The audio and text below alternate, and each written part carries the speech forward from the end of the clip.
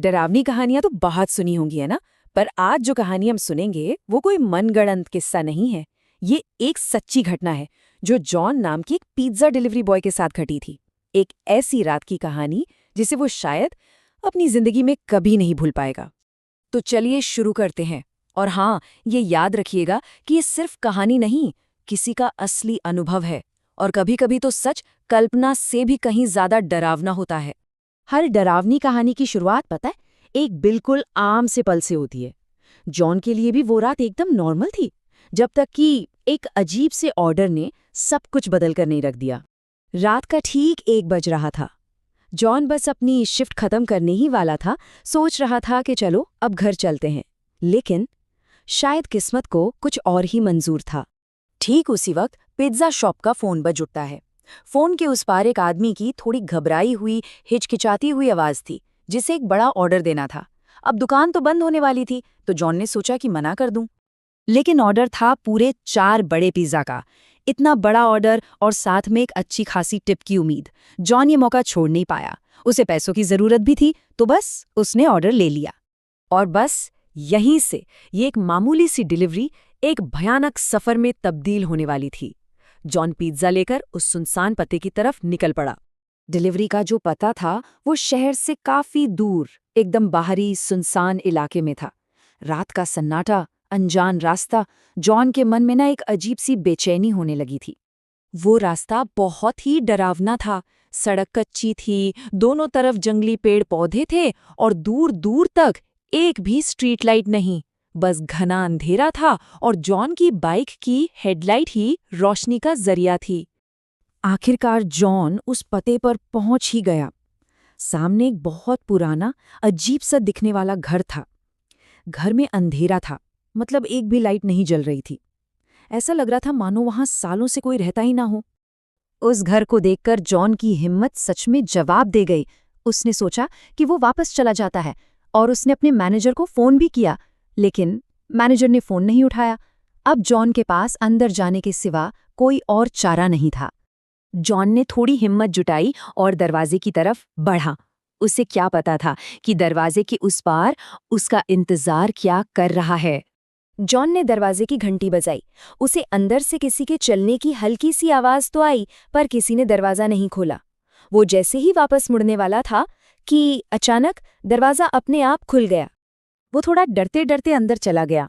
Hall में एक बहुत धीमी सी रोशनी जल रही थी, लेकिन वहां कोई नहीं था। उसने आवाज लगाई, हेलो, कोई है? तभी उसकी नजर पड़ी, सोफे के नीचे से एक बिल्ली निकली और दूसरे कमरे की तरफ भाग गई। जैसे ही बिल्ली उस कमरे में गई, अचानक उस कमरे की लाइट और टीवी अपने आप चालू हो गए और टीवी से छोटे बच्चों के हंसने की जोर-जोर से आवाजें आने लगीं। जॉन को लगा कि शायद कोई उसके साथ मजाक कर रहा है। उसे गुस्सा आया और वो उस कमरे में चला गया।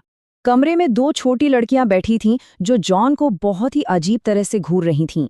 जॉन ने उनसे कहा कि पेमेंट के लिए किसी बड़े को बुलाओ, और इतना कहते ही अचानक उन लड़कियों की आंखें पूरी तरह सफेद हो गईं और उनकी खामोशी एक बहुत ही डरावनी हंसी में बदल गई।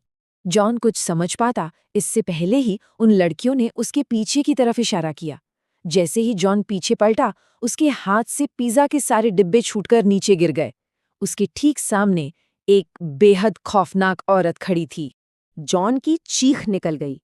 वो कुछ नहीं सोचा, बस सीधा दरवाजे की तरफ भागा, अपनी बाइक स्टार्ट की और जितनी तेजी से हो सकता था वहां से निकल गया। लेकिन खतरा भी टला नहीं था। जॉन अभी थोड़ी ही दूर गया होगा कि उसकी बाइक अचानक बंद पड़ गई। उसने नीचे उतरकर देखा तो पता चला बाइक का टायर पंक्चर हो गया था। उसके हाथ कांप रहे थे। उसने जैसे तैसे पुलिस को फोन मिलाया, तभी उसकी नजर बाइक के शीशे पर पड़ी। वो औरत और दोनों बच्चियां धीरे धीरे उसी की तरफ आ रही थीं। ये देखते ही जॉन बाइक वहीं छोड़कर पास के जंगल की तरफ भागा। कुछ देर बाद जब पुलिस वहां पहुंची तो इस कहानी का आखिरी और सबसे चौंकाने वाला हिस्सा सामने आया। पुलिस ने अपनी जांच पड़ताल शुरू की। जॉन पुलिस को उस घर में ले गया। पुलिस ने अंदर जाकर सब कुछ छान मारा, लेकिन उन्हें वहां एक जंगली बिल्ली के अलावा और कोई भी नहीं मिला। लेकिन असली झटका तो अगली सुबह लगा। पुलिस ने बताया कि वो घर पिछले 3 सालों से वीरान पड़ा है। 3 साल पहले उस घर में रहने वाली एक औरत और उसकी 2 बेटियों की बेरहमी से हत्या कर दी गई थी और उनका कातिल आज तक नहीं पकड़ा गया। जॉन को अब सब समझ आ गया था। उस रात उसने उन तीनों की आत्माओं को देखा था। इस हादसे के बाद जॉन ने तुरंत वो नौकरी छोड़ दी, लेकिन आज भी जब वो उस रात को याद करता है तो बुरी तरह कांप उठता है। और ये सब हमें एक बहुत ही अनसुलझे सवाल पर लाकर छोड़ देता है। अगर जॉन ने वाकई उनकी आत्माओं को देखा था, जो शायद इंसाफ की तलाश में थी, तो सवाल ये है कि आखिर उन तीनों को मारा किसने था? ये एक ऐसा राज है जो आज भी उस वीरान घर में दफन है।